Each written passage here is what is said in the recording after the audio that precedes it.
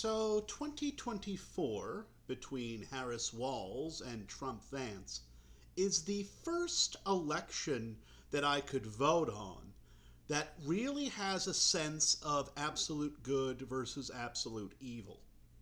I tend not to like viewing politics in these terms, but this seems to be what has emerged, especially over the past 4 years.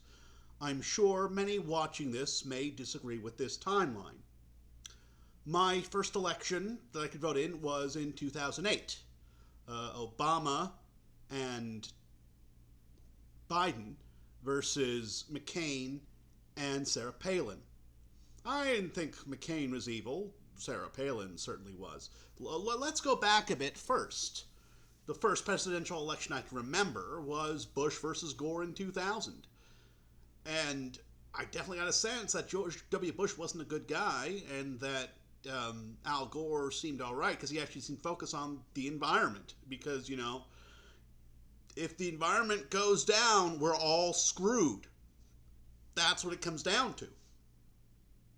So obviously, I felt pretty betrayed by Bush's crooked victory in 2000. Then, of course, 9/11 happened, the Patriot Act, the War on Terror, and Bush is cozying up to religious conservatives.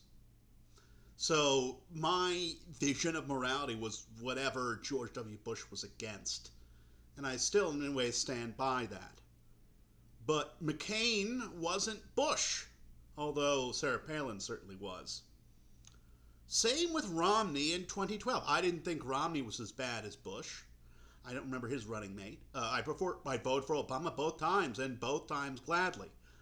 It was in 2016 and the 2 years before 2016 that my perspective changed. It seemed to me that Hillary was too close to George W. Bush. She voted for the Iraq War. She didn't fight anywhere near as hard against the security state. And it's funny, the left in the 2000s seemed to be against identity politics and against political correctness. But that started to disappear, especially after the big victory in 2012. And I felt pretty alienated by all that identity politics stuff. And Hillary seemed to be like the perfect storm of uniting the security state with identity politics. And I thought Trump was a move away on the right from George W. Bush. I thought he was a force of positive change. That was clearly not correct, but that was my perspective. So I voted for the libertarian Gary Johnson in 2016. I used to think the libertarians were ridiculous, but in the 2 years before 2016, I kind of started to change my mind. Hey, maybe these guys have a new perspective on things. They don't seem to be social conservatives, and they want to allow people to lead their own lives on their own terms. That's what also led me to vote for the Libertarian in 2020. But after 2020, the Republicans, they went back to the Bush years. They went back to social conservatism. They went back to calling everything satanic. And so they unleashed all their worst impulses. That is why I am quite glad to be voting Harris Walz in this election. Harris seems to be everything Hillary wasn't. Ironically, being the image of what identity politics could produce. But she's actually done things. She has perspectives. And I didn't like her more prosecutorial focus in 2020. But I think the Republicans' re-embrace of social conservatism might be a proper target for Harris. And then, last night, she picked Tim Walz as her VP. Tim Walz, I love this guy. He likes vexillology. He just seems like just a decent human being. And I remember, around 2016, all this talk of decency and kindness from the left feeling insincere and fake. Ironically, similar to social conservatives' calls for morality. They also felt like just a way to control people. But that disgust that developed before 2016, it's now directed at the right because of what they've been doing over the past 4 years.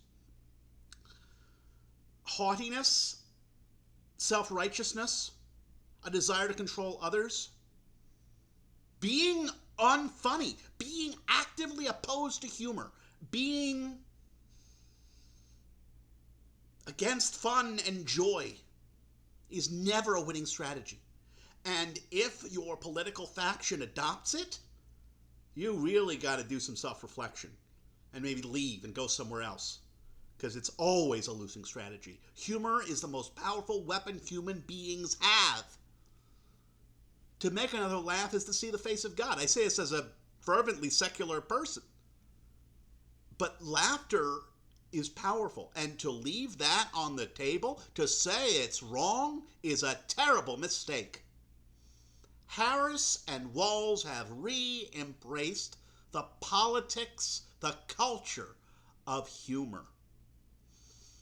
Trump kind of cultivated that in 2016, surprisingly, but that's mainly because Hillary rejected it.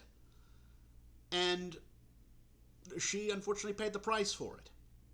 But now Republicans have taken up the baton of self-righteousness and moral crusading. And hopefully they will pay the price for that too. I want to end with a discussion of what culture wars are. Pat Buchanan declared the culture war in the early 2000s. And it was mainly a way for him to gin up his base. It was defensive. It was, let's all band together and crush the spirit of freedom that grew up in the 60s. But it was undirected. It was just pure rage and mindless.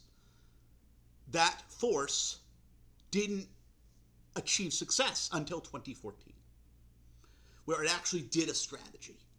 It actually looked at its opponent, looked at its resources, looked at its opponent's resources, and potential tactics. And they say, how can we use what resources we have, what we know of ourselves and our enemy, to achieve a particular result? In 2014, they split the activist left from the enthusiast left, and they had them turn on each other and gleefully laughed. And they took on the image of defenders of humor. In 2020, 2021, that mask fell away. It's like, oh, they're just back to the same old tactics of railing against Satan all the time, everywhere. And so the Dems were like, okay, we've been divided, but now we know what to unite at, because we have a common enemy amongst all of us. We know how destructive social conservatism, especially social conservatism backed by the state, really is. And so nothing is permanent. Things are always shifting. Culture is always shifting.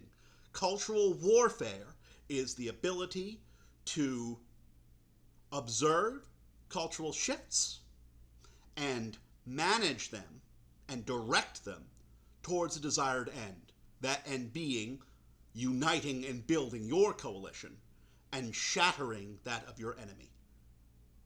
People might complain about the political compass, the 4 quadrants, and say that it's too simplistic. I'd say that's absolutely wrong. What's useful about the political compass is not necessarily, oh, where's your point on the compass? It's showing that, first, that political factions exist in relation to each other, and second, that political factions are never monolithic. They're made up of smaller factions.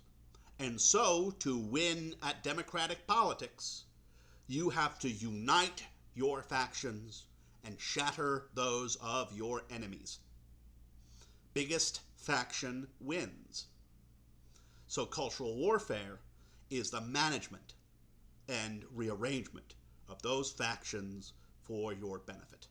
In the 2010s, at the beginning, the left was winning. They had the most factions. The right was like, how can we split those factions to our benefit? That is how they won. And then they got complacent, just like the left got complacent in the 2010s. They thought, let's just bring back our old politics because that's what we know. And that was ultimately the politics of hate and fear and raging at existence itself. Oh my goodness, these weird people, we must use the state to stamp them out. Well, that didn't work for the left in the 2010s. It's not going to work for the right in the 2020s. Harris, Walz learned the game. They understood, let's make our coalition as big and as fun as possible. Whereas the right's like, let's just do what we've been doing.